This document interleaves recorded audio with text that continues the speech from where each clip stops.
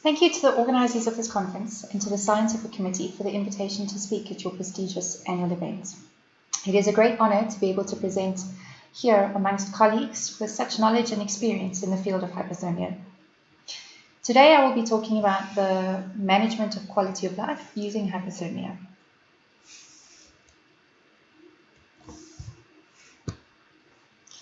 I do not have any conflicts of interest to declare. Quality of life is an important aspect of cancer patient care. Cancer and cancer treatments impact patients' quality of life and their ability to fulfill family, work, and community roles and to participate in common social activities. Local control of the tumour is an important part of maintaining quality of life in cancer patients, especially in patients where the tumours are locally advanced and symptomatic. Radiation is frequently prescribed for localized disease. However, the toxicity associated with radiotherapy can significantly impact on the quality of life during treatment and in some cases for years after treatment. Similarly, chemotherapy can affect the patient's functioning and quality of life. There is therefore often a balance that must be achieved between local tumour destruction and the management of treatment toxicity.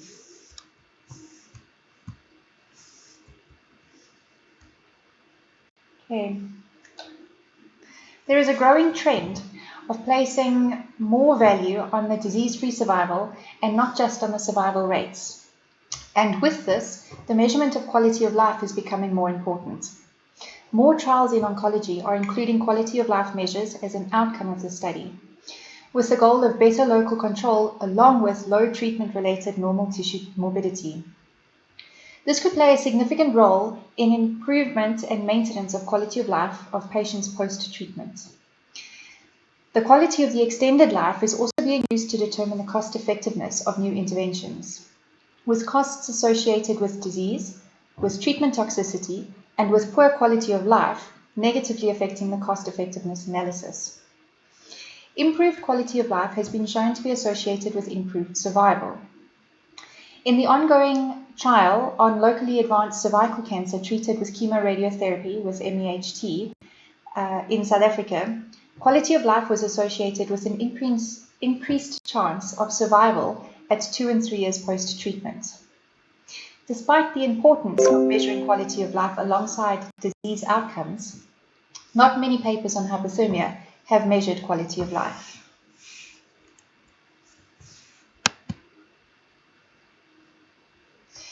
Several tools are available for the measurement of quality of life. The European Organization for Research and Treatment of Cancer, abbreviated to EORTC, has developed the EORTC QLQ30. This has been developed over a decade of research. The QLQ30 is a questionnaire developed specifically for the assessment of health-related quality of life of cancer patients. It has been translated and validated in over 100 languages. The QLQ incorporates 5 functional scales, which are physical functioning, role functioning, cognitive functioning, emotional functioning, and social functioning. There are also 3 symptom scales, which include fatigue, pain, and nausea and vomiting. And there is a global health status score and a score for perceived financial impact of the disease. Cancer-specific questionnaires have also been developed to be delivered alongside the core QLQ questionnaire.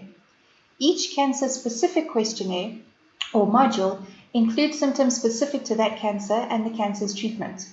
For example, the cervical cancer-specific module includes questions such as pelvic health, sexual experience, and toxicity associated with lower digestive tract and urogenital tract.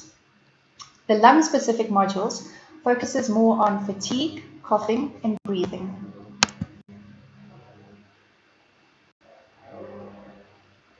Okay.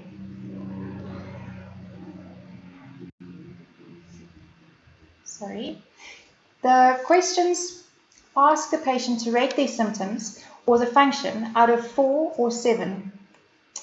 The EORTC recommends that the scores be converted into a linear scale out of 100, and that the converted linear scores should be used for the analyses. When interpreting the scoring, a higher score represents a higher or better level of functioning for the functional scales, or a higher or worse symptom experience when applied to the symptom scales.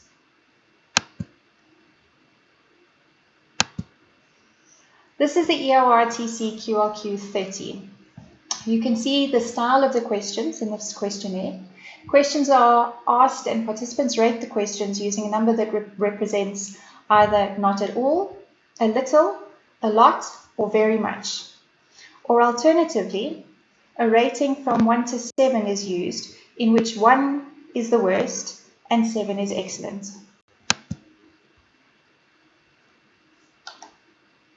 Another standard way of measuring quality of life is to assess the ability of cancer patients to perform ordinary tasks. The Konovsky Performance Status, or KPS, scores range from 0 to 100. A high score means that the patient is better able to carry out the activities. KPS can be used to assess quality of life as well by using the improvement rate and pain score according to the KPS improvement rate criteria. These criteria are improvement in KPS score is defined as a KPS increase of more or equal to 10% after treatment. Worsening is defined as a KPS reduction of more or equal to 10% after treatment. And no change is defined as a change in KPS of less than 10%.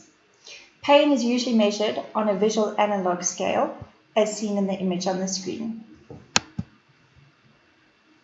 The aim of this presentation is to summarize the available research on the effects of various hypothermia techniques on quality of life.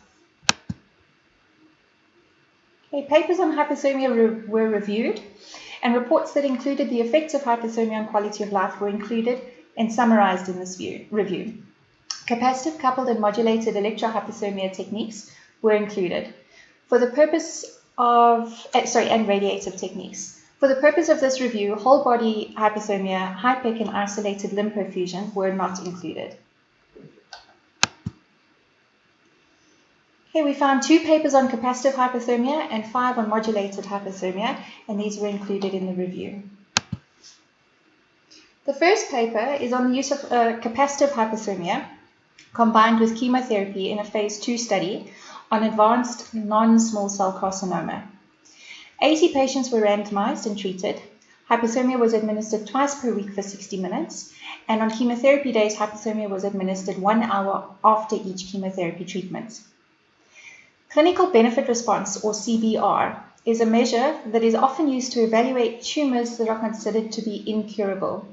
And the researchers in this study used CBR to evaluate quality of life as well.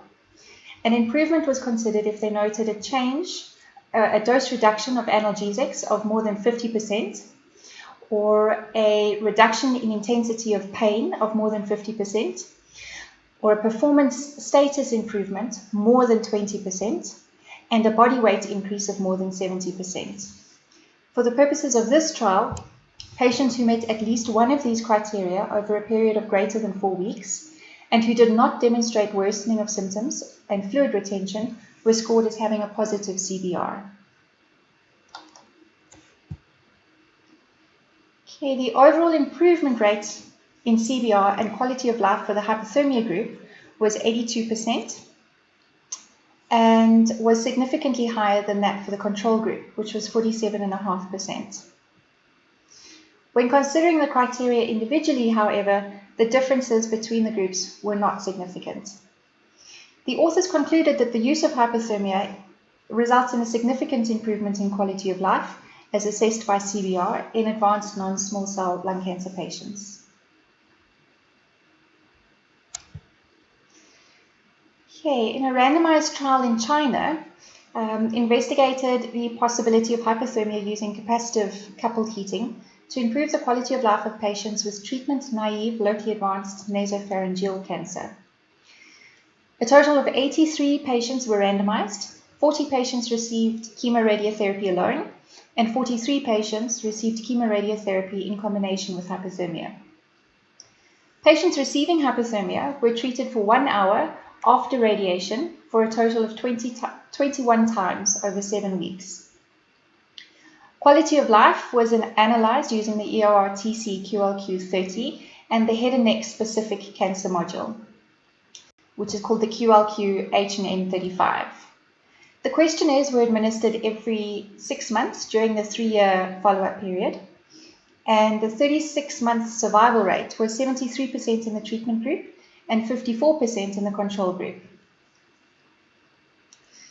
The average disease-free survival time was 48 months in the treatment group and only 37.5 months in the control group. The median time for progression-free survival in the treatment group was 61 months and only 38 months in the control group, as you can see here.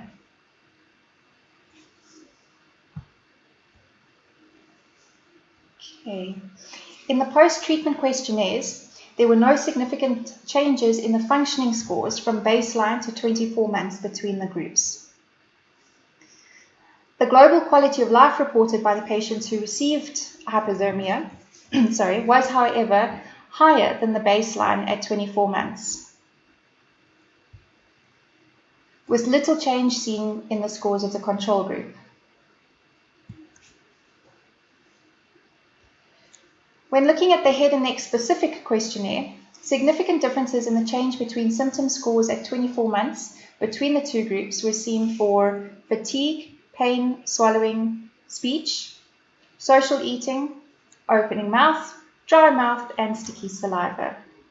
The patients treated with hypothermia reported an improvement in these symptoms, seen in green, while the control group patients reported no change or a worsening in the symptoms.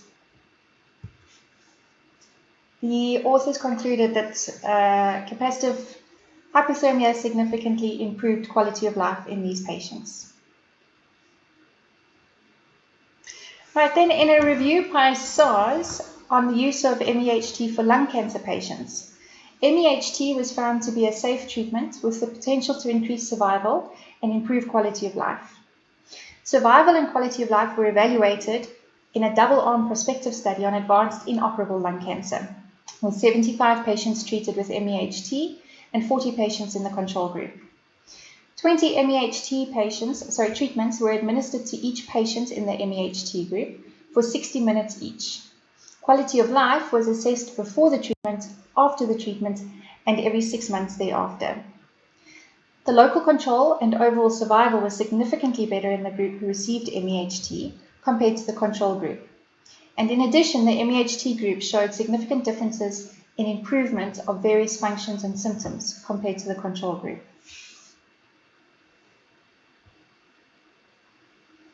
Right, in advanced stage 2 to stage 4 non-small cell lung cancer, O and colleagues investigated the use of intravenous vitamin C and MEHT in China. In the first study, a single-arm phase 1 study, they investigated the safety and pharmacokinetics and sequence of ascorbic acid and MEHT. Participants were divided into 3 groups and received ascorbic acid either before, during, or after MEHT, starting at a dose of 1 gram per kilograms and escalating up to 1.5 grams per kilogram.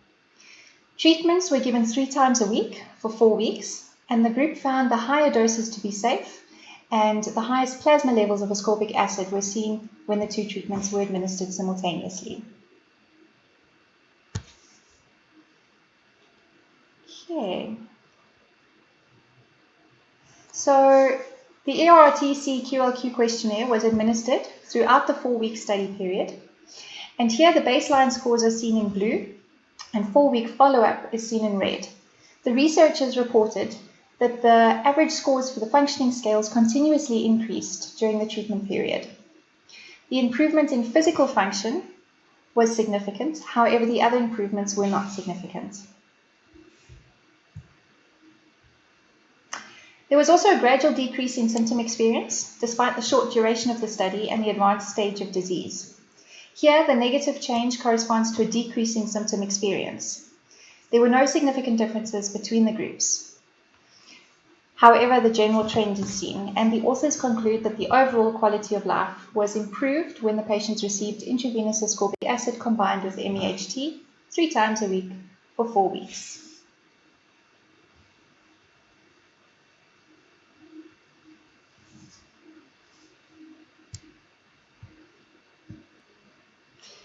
Okay, following this study, O and colleagues investigated the efficacy of MEHT and intravenous ascorbic acid for the management of patients with refractory advanced non-small cell lung cancer. A total of 49 patients were randomized to receive either intravenous ascorbic acid and MEHT at a dose of 1 gram per kilogram 3 times weekly for 25 treatments, combined with best supportive care. 48 participants were randomized to receive best supportive care alone. After a median follow-up time of 24 months, progression-free survival and overall survival was significantly prolonged by the addition of MEHT and ascorbic acid.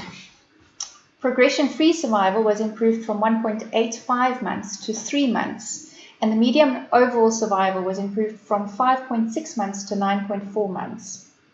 The 3-month disease control rate after treatment was 42.9% in the MEHT arm and only 16.7% in the control arm.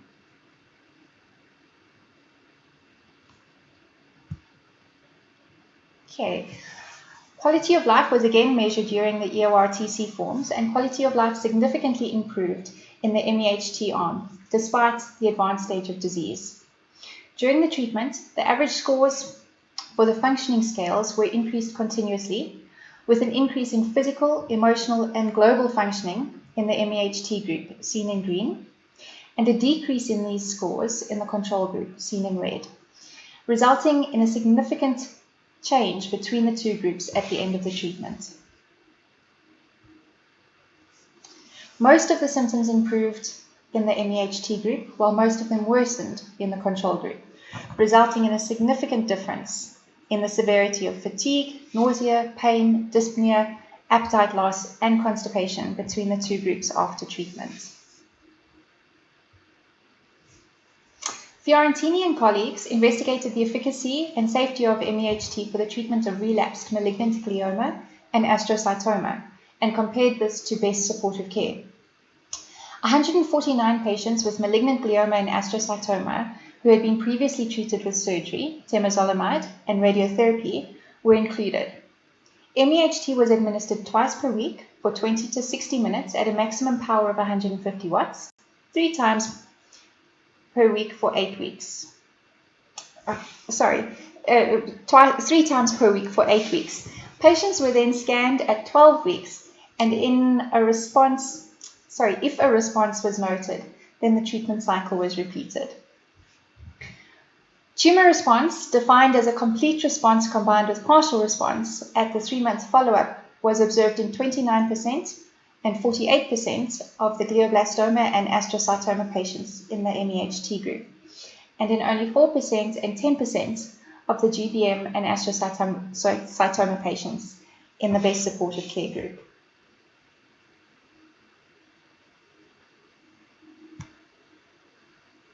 Okay, tumor response was associated with an improvement in performance status in 12% of patients in the MEHT group.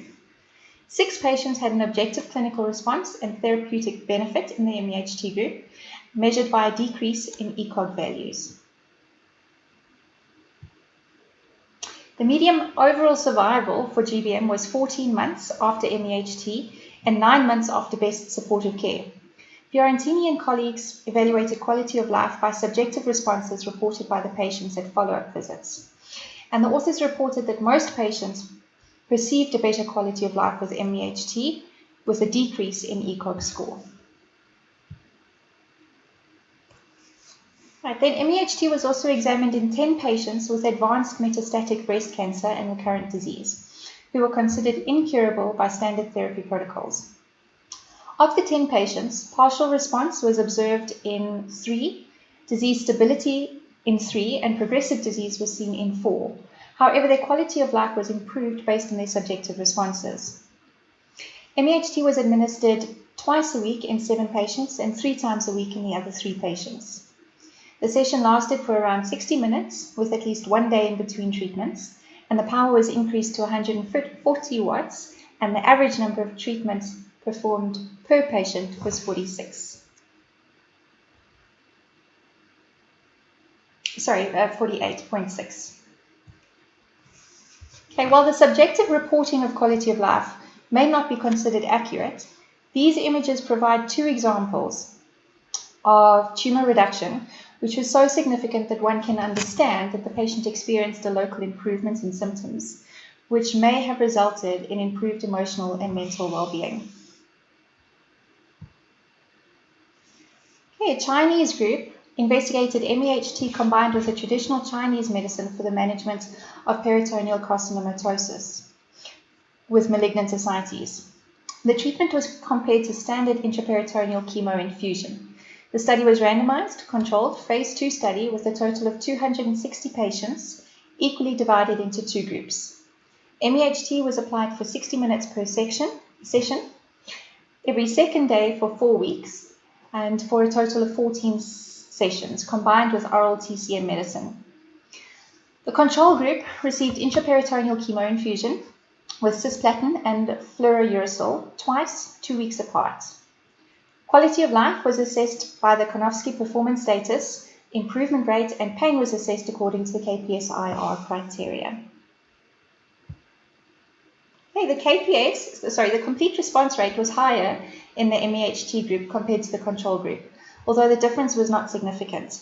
However, the objective response rate, which includes complete and partial response, was significantly more improved in the group treated with MEHT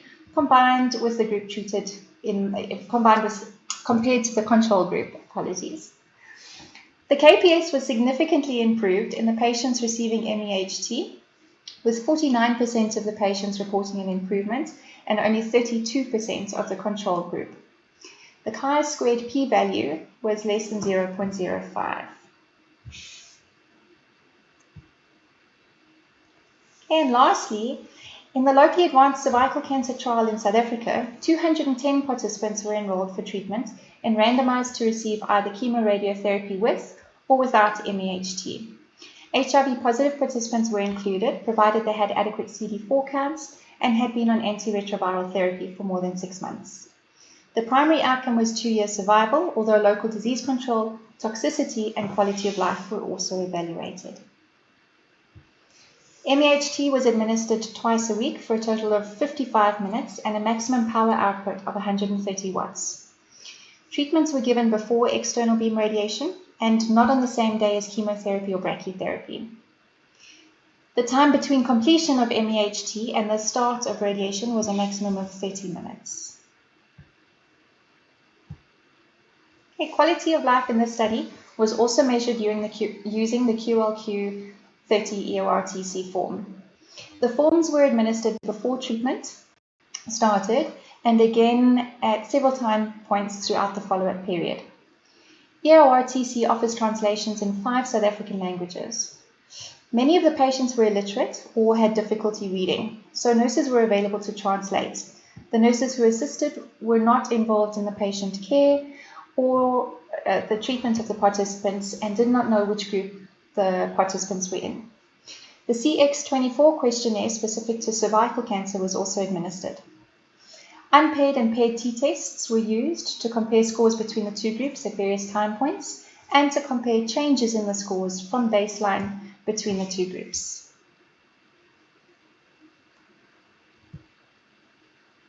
Right, preliminary survival results showed that 2-year survival and 3-year survival, disease-free survival, were improved in the group who were treated with MEHT, as can be seen in the Kaplan-Meier graph on the right-hand side of the screen.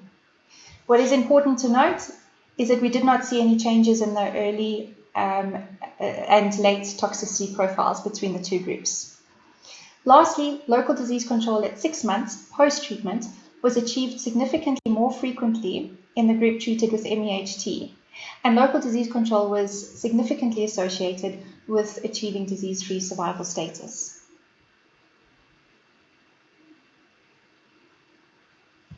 Okay. There were no statistically significant differences in QLQ scores between the two groups at baseline assessment. At the 6-week time point, the change in cognitive function was a positive value. Okay, this means that there was an improvement in cognitive function as cognitive function was scored higher. The mean change in cognitive function in the MEHT group was also significantly higher than in the control group.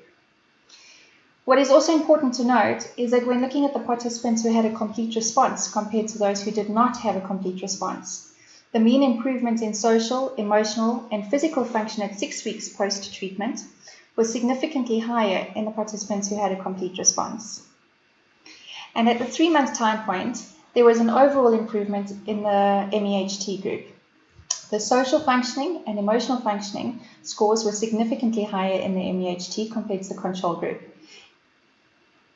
Social function and emotional function continued to be higher in participants with a complete response at 6 months post-treatment, as was the perception of body image.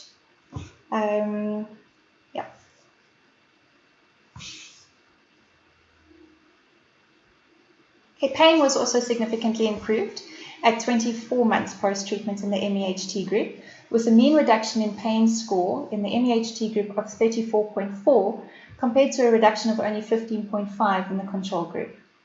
Cognitive function was significantly improved at 24 months post-treatment in the MEHT group, with a mean increase in cognitive functional score of 19.8 compared to 4.1 in the control group. Participants in the control group reported a reduction in role functioning at 2 years post-treatment, while MEHT group participants reported an improvement in role functioning. When looking at the differences within the groups and not between the groups, there was a few more significant improvements in the MEHT group at 12 months post-treatment than in the control group. With all except one score significantly improved in the MEHT group, and less than half of the scores significantly improved in the control group at 24 months post-treatment. These results show that the addition of hypothermia to the management of cancer patients can improve clinical outcomes and, importantly, improve quality of life, helping patients to return to normal functioning status sooner, ultimately reducing the social burden of disease. We therefore recommend that quality of life evaluations should be included in future trials. I would like to acknowledge all of the staff and colleagues who assisted in the MEHT trial in South Africa, especially Dr. Jeffrey Kotzen, my mentor and PhD supervisor. Most importantly, I acknowledge all of the patients who fought and continue to fight bravely despite the challenges they face on a daily basis. Here are the references in case anyone would like to read further. And then thank you to everyone who has taken the time to listen to this presentation. I hope it was insightful and interesting, and I hope that next year we can meet again in person. Wishing you all a very successful conference.